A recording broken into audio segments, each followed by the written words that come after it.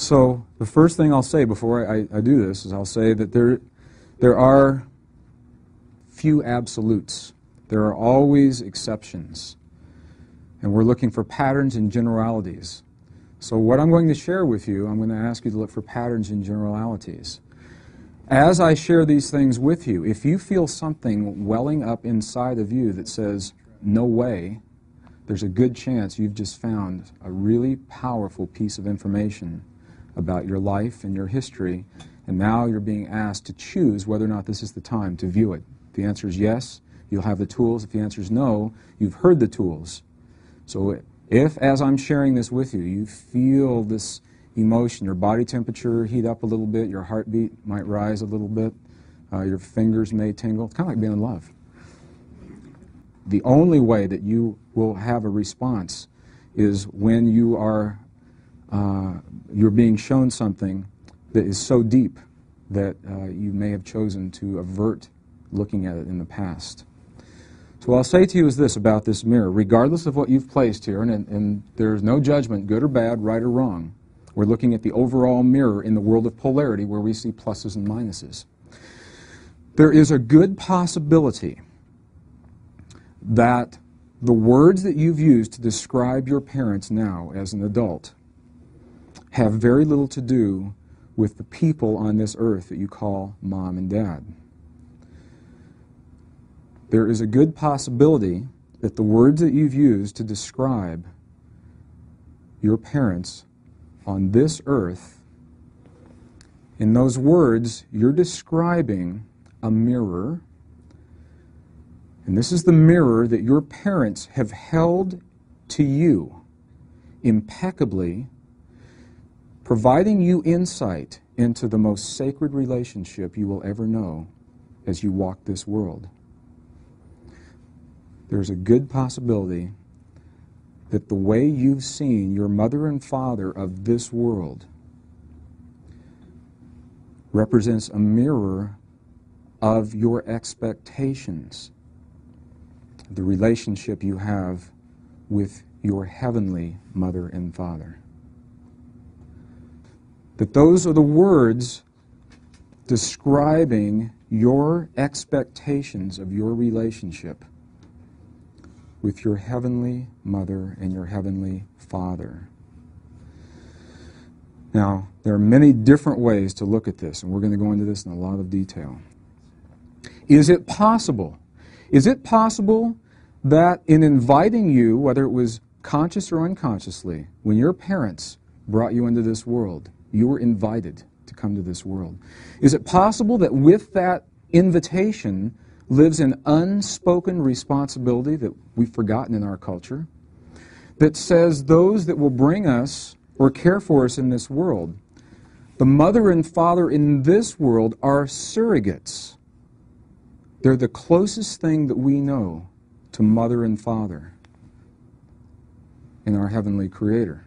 We know that our Creator in reality is genderless. There is no mother, father. There's a force, if you will. And we're using our English language to approximate this. Is it possible that your mother and father have loved you so much, perhaps on levels they were or still are not even aware of, that they have impeccably held to you a mirror, showing you the way you see your relationship, not with your earthly father, with your heavenly father, not with your earthly mother, with your heavenly mother?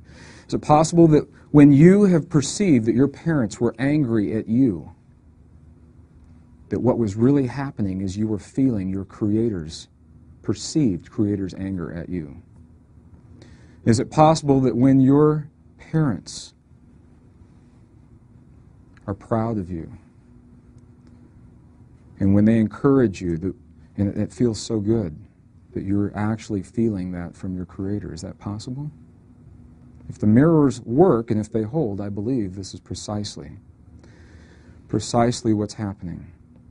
I believe there's a good possibility that we love on levels unspoken and so deeply that we will impeccably hold these mirrors to one another. And our parents have done precisely this for us.